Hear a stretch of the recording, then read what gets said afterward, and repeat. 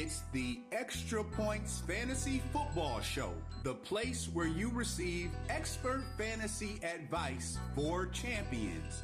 With your host, NFL fantasy football expert, analyst, and draft scout, Lance Goodman.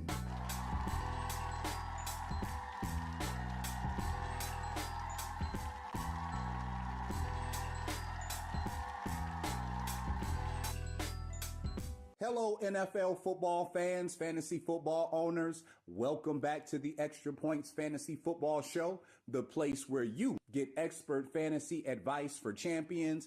As always, I'm your host, NFL fantasy football expert, analyst, and draft scout, Lance Goodman. Let's go ahead and jump into another great show. But before we get into our first segment here, let me wish everybody out there happy holidays. We are a couple of days away from Christmas. A week later, we'll be screaming Happy New Year and over into 2026. And without question, it's been a great season for us here on the Extra Points Fantasy Football Show. Today, let's go ahead and knock out our final regular season ranking. So we know that the playoffs started a week ago. We still have another week or two, depending on how long your season extends out into week 17 or 18. So after the playoffs are over and after those championships are won, we'll do our year-end rankings, but let's go ahead now and break down our final regular season rankings, starting at the quarterback position. Once again, we know Buffalo Bills quarterback Josh Allen, Los Angeles Rams quarterback Matthew Stafford. Those two guys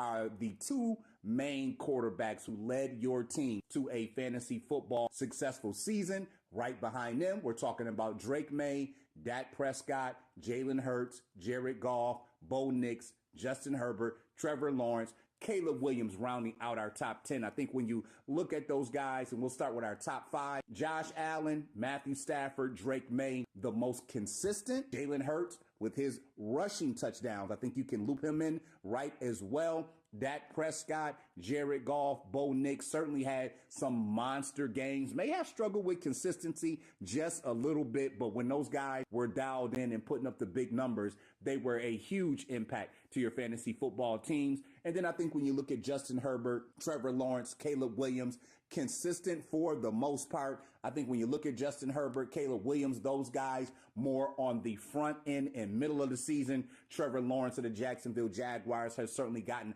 hot late here, coming down the stretch run, taking advantage of some really favorable matchups on paper, and was dominant against a Denver Broncos defense last week. Let's move on to quarterbacks 11 through 20. We'll start with Jacoby Brissett of the Arizona Cardinals.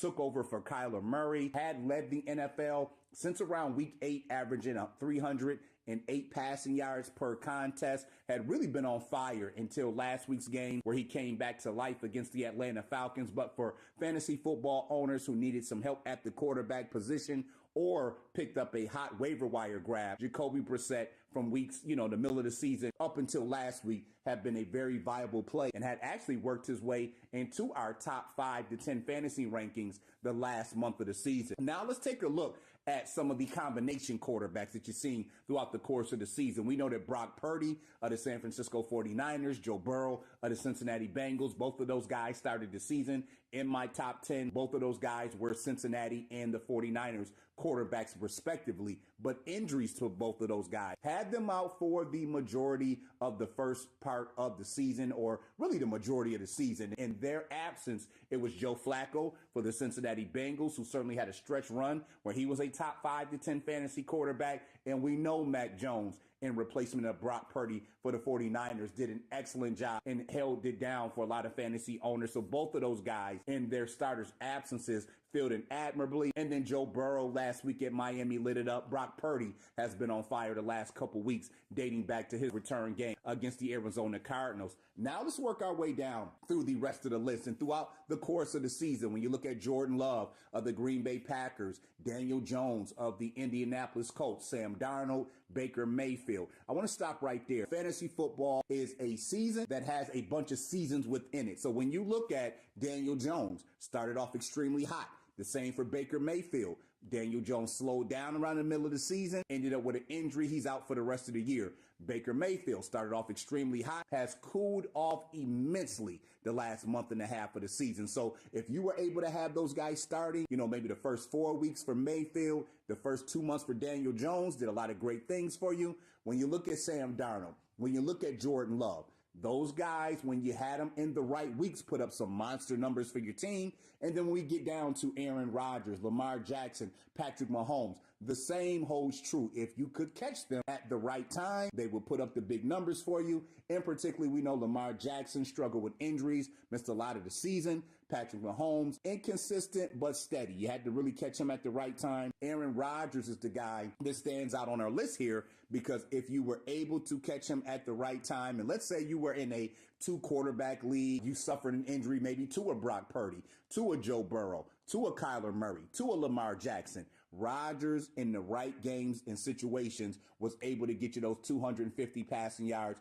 and 2 TDs that will certainly help steady your ship as long as you have the big playmakers surround you on the rest of your roster. Now let's go to our last batch of quarterbacks. And again, this is a perfect example of catching guys at the right time, right place. All of these guys were up and down. It just depended on their matchup in particular. And I think that holds true for Bryce Young of the Carolina Panthers. Had some great games this year. Other times had some horrible games this year. Jackson Dart, rookie of the New York Giants, by and large, when he was in the starting lineup, was very effective. Another guy that you picked up off the waiver wire who did some really good things for your team. But the last 2 weeks, or really last week against Minnesota, was hard to find. C.J. Stroud spent a good deal of time out injured, but in the right matchups, put up some big numbers for you. If you think back to his game at Baltimore, if you think about what he did against the Arizona Cardinals, same holds true for Michael Penix Jr. Had some really solid games for Atlanta, but was inconsistent. He ended with a season-ending injury. You look at Justin Fields of the New York Jets,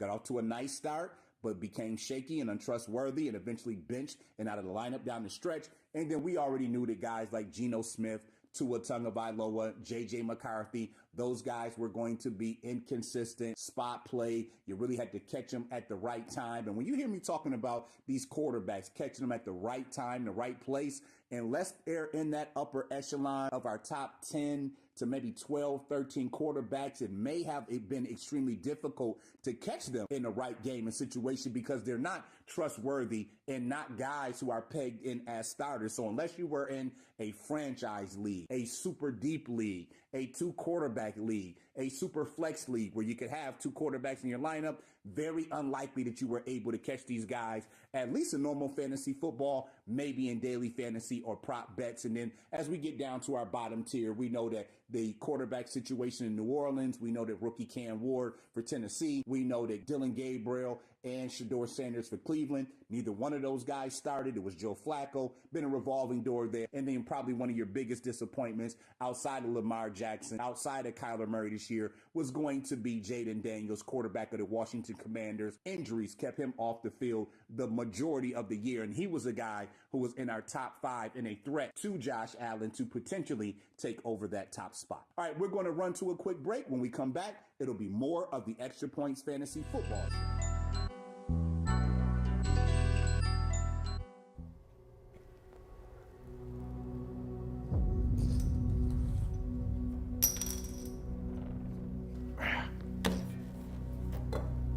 You boys want to call one?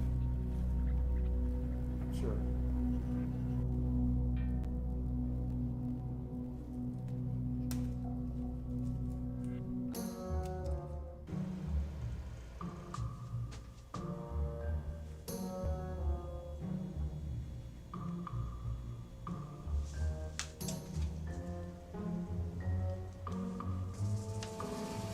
You know she meant the cake, right?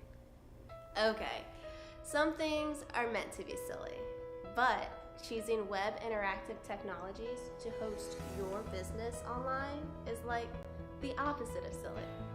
They'll work with you and build your custom website. And the search engine optimization? Finding your company will be... You get it. As a business, you have to stand out. We're just pointing you in the right direction. Choose Web Interactive Technologies.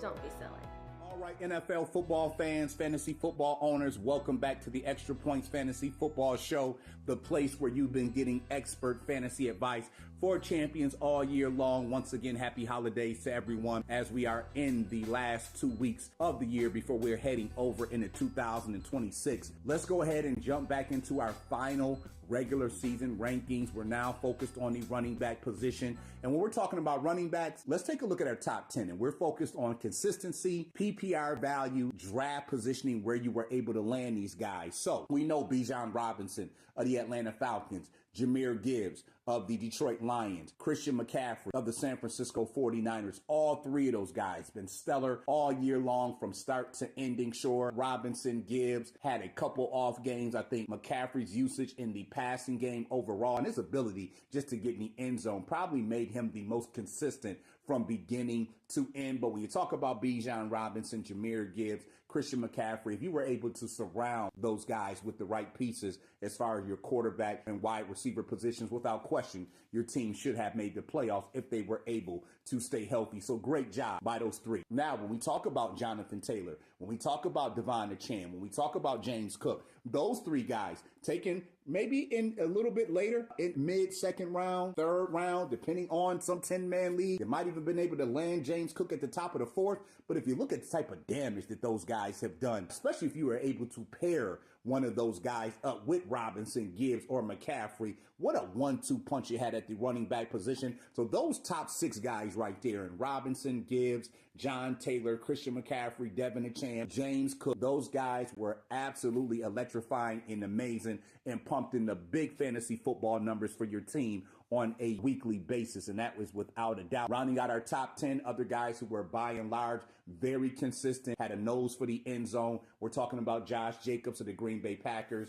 Javonte Williams of the Dallas Cowboys was a huge surprise, a guy you picked up later in your draft. Derrick Henry of the Baltimore Ravens, and then Saquon Barkley certainly was not what we expected from him this year in terms of his numbers overall. But if you go back and look for most days, he still was an intricate part of your team. And if you were able to get into the playoffs with him on your team, the last couple weeks, he's really starting to hit his stride heading into the playoffs. As again, we talk about that top 10, the biggest difference between Robinson, Gibbs, McCaffrey, Achane in particular, to a certain degree, Taylor and Cook. When you look at Josh Jacobs, Derrick Henry, Saquon Barkley, not involved in the passing game as those guys. That's the big difference. Javonte Williams, I probably would say you could loop him in as well. Certainly was able to be a guy a little bit under the radar, but certainly was able to be a part of that Dallas passing game. Let's move on to our running backs, 11 through 20. A lot to like here when you talk about Travis Etienne. Took over the full workload for that Jacksonville offense once they moved off of Tank Bigsby early in the season. Has done an outstanding job, really gotten back to form.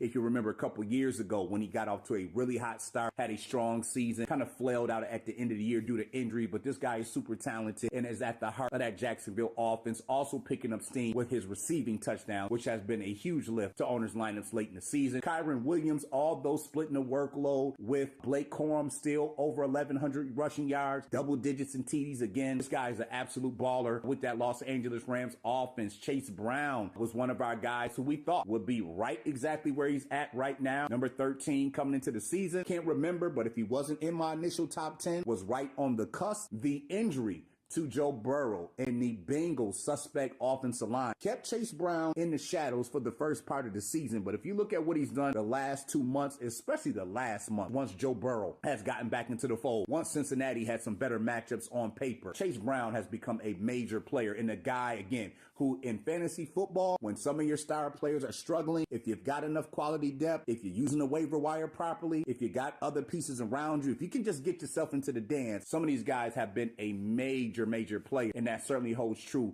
for Travis Etienne for what he did in week 15 and what Chase Brown was able to do in week 16. Some later draft picks who certainly paid off big time when you talk about DeAndre Swift of the Chicago Bears, Jaylen Warren of the Pittsburgh Steelers, both of those guys respectively. Swift in week 15, Warren in week 16. Big games to help your fantasy football teams advance in the playoffs. Let's look at a couple of committees that went on throughout the course of the season where in a perfect world, if you started both Kenneth Walker III and Zach Charbonnet, if you had both of those guys in your lineups for the bulk of the season. What they did collectively in that Seattle backfield certainly was worthwhile. Marion Hampton found his stride when he went out. It was Kamani Vidal taking over the duties. Certainly was able to be a great waiver wire pickup, and the guy, a handcuff to Hampton, who paid big dividends in a lot of games while Hampton was trying to get himself back on the field. The same is going to hold true when you look at number 20 for J.K. Dobbins. Started off the year very strong. Once he went out with an injury, if you had the handcuff or were able to grab R.J. Harvey, he's been paying dividends. 11 touchdowns for the rookie. Very under the radar. Some nice quality value there. And then a couple other rookies who've been making it happen this year. When you look at Travion Henderson of the New England Patriots, although he's been in a committee the majority of the year, still has more rushing yards and rushing touchdowns than rookie Ashton Genty, who was drafted well ahead of him. And then we know that Quinshon Judkins, prior to his injury this last week, he's going to miss the remaining of the season with a dislocated ankle. He is certainly a guy who, for the bulk of the season, in the right situations, getting a full workload for Cleveland, who certainly paid big dividends as well. Now let's move on to our last batch of running backs. We just talked about Ashton Genty. I think the biggest failure on his part is just how high drafting platforms had him ranked. So you were taking him ahead of a Jonathan Taylor, a James Cook, a Kyron Williams, some running backs who are really more established and had better offenses around them overall. Nonetheless, Genty did show up big for owners who stuck with him and had them in their lineups in week 16, pumping in 43 big points in our NFL Explorer leagues. Let's talk about Cam Scatterbo, a guy who, again, when we talk about fantasy, a season within seasons, when he was a starter, took over for the New York Giants, certainly played a huge role in fantasy football owners' teams, picking up some wins before he went out with an injury. And then when you look at Rico Dowdell, Kenneth Gainwell, Kareem Hunt, all of those guys in their respective time and places had a role in your fantasy football teams being successful. We know that Breece Hall was really hit or miss, and just kind of the ship sunk there as the Jets season did as well. Look at some committees when you talk about Jordan Mason, Aaron Jones Sr. for Minnesota. If you could catch either one of those guys at the right place, the right time. We know that Bucky Irvin got off to a strong start, but missed a 2-month stretch in the season. If you were able to play your hand right, whether it was Sean Tucker and or Rachaad White, the guys who backed him up, there was certainly value there. We know that Tony Pollard is a guy, started off decent, hit a rough patch, had some nice games ending the season for owners who wanted to roll the dice on him. And then when we talk about inconsistency, you're talking about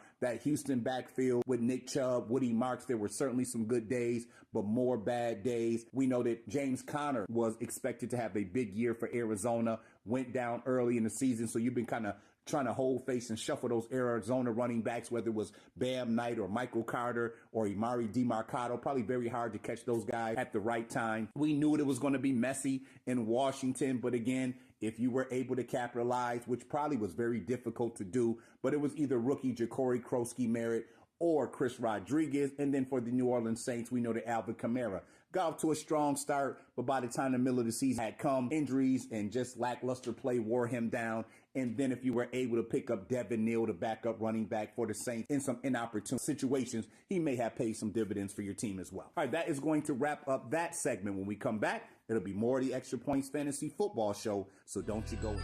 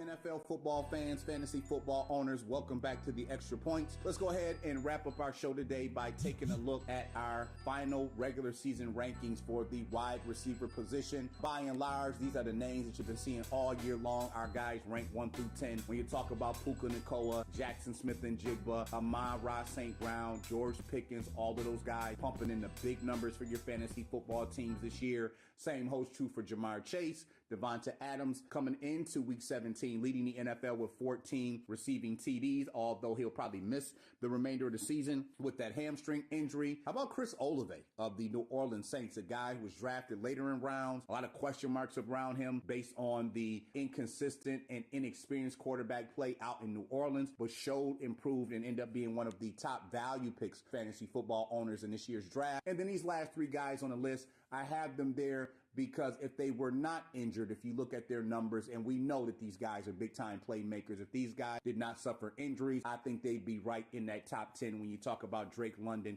of the Atlanta Falcons, CeeDee Lamb of the Dallas Cowboys, and Mike Evans of the Tampa Bay Buccaneers. All of those guys proven, established commodities that usually put in the big numbers without question for fantasy football owners. Now let's move over to our guys ranked 11 through 20. When you talk about T. Higgins, A.J. Brown, Nico Collins, Cortland Sutton, Jameson Williams, Ted McMillan, Michael Wilson, Rashee Rice, and Zay Flowers, we knew that T. Higgins was going to be a big-time playmaker working opposite Jamar Chase. Struggled with injuries a little bit. We know that once Joe Burrow went out at quarterback, there was a stretch where Jake Browning was in, where both T. Higgins and Jamar Chase's numbers struggled. But once Joe Flacco got in at quarterback, things turned around, and T. Higgins continues to be a big-time playmaker. We know it took a while for A.J. Brown to get things going out in Philadelphia, but once he went and talked to management and got his voice out loud enough, he's been a trustworthy guy and been getting the big-time targets and producing the way that we know he can the last maybe month and a half of the season. Nico Collins struggled a little bit with quarterback play in Houston, but remains their top target and a trustworthy guy for your fantasy football team. Cortland Sutton had a really strong year out for Denver. Yes, there were some games where he went completely missing, but when you pull up his fantasy numbers,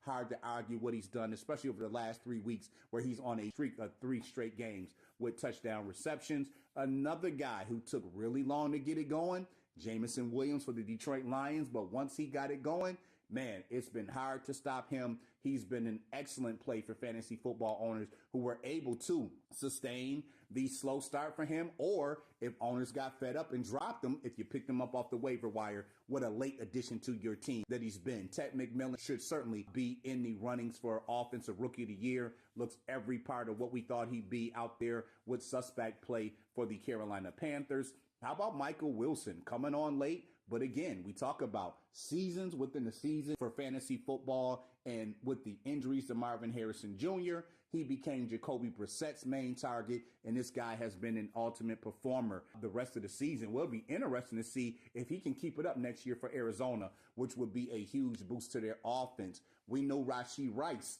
was going to miss the first 6 games of the season due to suspension, but when he came back, became the apple of quarterback Patrick Mahomes' eyes, averaged 18 plus points per contest. A big loss for a lot of fantasy football owners in week 16 with that injury. Zay Flowers certainly has been the main guy for the Baltimore Ravens offense in the passing game. The only issue that you ever have with him, which we see evidence again this year, just 2 receiving touchdowns, but certainly had his point of value based on where you're able to pick him up in drafts. And then Emeka Egbuka got off to a steaming hot start for the Tampa Bay Buccaneers, was a guy who helped a lot of fantasy football owners the first quarter of the season get off to a very strong start. Now let's look at our next batch of guys. And I think when we talk about Devonta Smith of the Philadelphia Eagles, Jalen Waddle of the Miami Dolphins, DK Metcalf of the Pittsburgh Steelers, you know, Smith was probably the most consistent in terms of what you thought you'd get from him. Again, attached to the Philadelphia Eagles passing game that got off to a historically slow start. Jalen Waddle seen his numbers really take off after the injury to fellow wide receiver Tyreek Hill. DK Metcalf got off to a hot start, hit a very rough patch in the middle of the season, but the last couple weeks has come on strong. We know for Michael Pittman Jr. and Stephon Diggs, it's been kind of the similar situation where Pittman Jr. got to a really hot start, has really struggled coming down the stretch, kind of the opposite for Stephon Diggs, which we expected coming off the ACL injury from last year. Took a while for him to get it going, but once he did, was hot for a stretch, cooled off, came back and had a big game for owners in week 16. When you move over to Ladd McConkey, Quentin Johnson, DJ Moore, Rome Odunze. McConkey and Johnston, the receivers for the Chargers. Moore and Odunze, the receivers for the Bears. If those quarterbacks in Justin Herbert and Caleb Williams strictly focus on making those guys the only priority in the passing game for those offenses, their numbers would be much higher. But those offenses spread the ball around a lot, which made it hard for those guys to trust. Nonetheless, Rome Odunze and Quentin Johnston got up to extremely hot starts. Ladd McConkey, about the middle of the season, became much more consistent and trustworthy.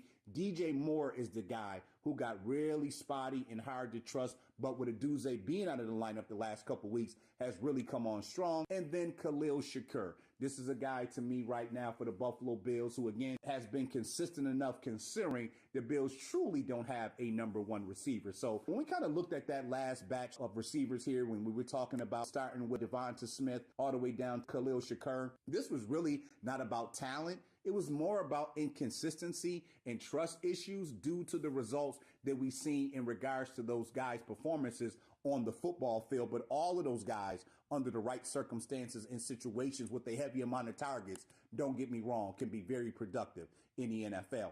Now let's move on to our next batch of guys here when we're talking about, look, Tyreek Hill, Malik Neighbors, both of those guys had season-ending injuries. We were expecting them to be inside of our top 10 to 20 receivers for sure. Justin Jefferson, Marvin Harrison Jr. We knew Justin Jefferson was going to be risky with a young quarterback like J.J. McCarthy. Marvin Harrison Jr. struggled with injuries this year and some inconsistent play. You know, the same holds true for Juwan Jennings of the San Francisco 49ers. Injured to start the year, in and out of the lineup, but now he's back healthy. You see him be very productive, really in that 49ers lineup all year when he's been 100%. Wan'Dale Robinson, a guy that we did not expect to see on our list, but I think if you look at what happened with Malik Neighbors going out, Wan'Dale Robinson became the most trustworthy target in that offense. And then when you talk about receivers in Washington with Terry McLaurin, Deebo Samuel, injuries were a huge part of McLaurin's low numbers this year. And then they lost their starting quarterback, Jaden Daniels, which had a profound effect on their numbers. And then for Brian Thomas Jr. and Jacoby Myers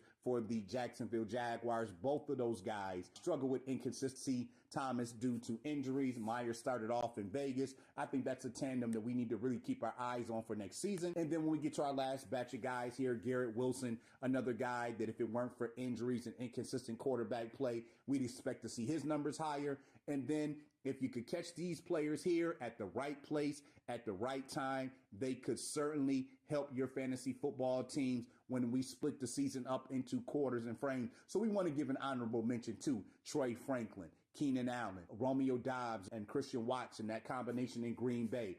Alec Pierce just had a 2-touchdown reception game in Week 16 against San Francisco. Kendrick Bourne had a couple of games. Rashid Shaheed time split in New Orleans to start finishing in Seattle. And Jordan Addison, all of those guys, if you had them in your lineups at the right time, they certainly paid dividends for your team at some point during the season. All right, that is going to wrap up our segment for today. Please make sure to check me out on social media, on Twitter, on Facebook, on Instagram. Everybody have a Merry Christmas, and we'll see you again next week here on the Fantasy Football Show, the place where you get expert fantasy advice for champions. Let's go.